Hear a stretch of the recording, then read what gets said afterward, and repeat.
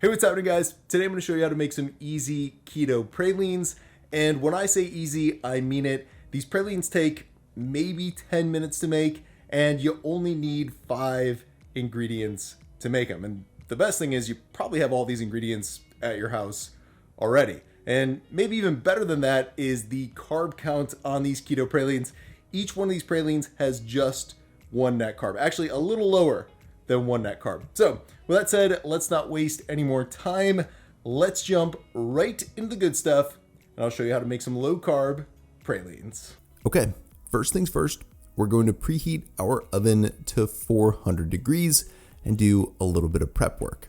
So in a medium-sized bowl, we're going to add 1 cup or 112 grams of some raw pecans, and then we're going to set those aside. Then we're going to start cutting up a stick of salted butter and add those cut up pieces to a small bowl. And then when we've added all of our butter to the bowl, we're going to set that aside as well. Now, in a large bowl, we're going to add some confectioner swerve to sweeten up our keto pralines without adding any carbs or calories. And for today's recipe, we'll be adding a heaping third of a cup or 65 grams of it to the bowl. So after we've got that in there, we're going to set that bowl aside and start prepping our final ingredient, which is going to be some heavy cream. With that said, we're going to add 8 ounces or 120 milliliters of it to a small cup. And then once again, when we've done that, we're going to set that aside as well. Okay, so now that we've done all the prep work, we're going to add our pecans to a baking sheet lined with parchment paper, and we're going to spread those out nicely so they've got some room to roast up in there. And by the way, we're just going to roast them for a couple of minutes just until they become fragrant.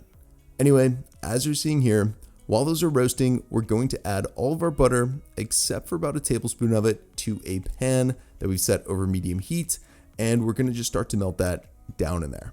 Then we're going to add our sweetener to the pan along with our heavy cream. Now we're going to get out a spatula and just start to work and combine those ingredients together in our pan. And as you're seeing here, we're going to want to continuously work those ingredients around the pan with the spatula as they cook, because we don't want our keto praline mixture to burn while it cooks. And doing this, working the mixture around the pan, it will help us prevent it from burning. That said, eventually we're going to start to see a nice caramel or caramel color to our praline mixture. So at that point, when we see that, we're going to cut off the heat from our burner, and we're going to add the remaining butter that we saved from earlier to the pan, along with a teaspoon of vanilla extract. Then we're going to get our spatula back out and mix those ingredients into our praline mixture until they dissolve. And at this point, we should be ready for our roasted pecans.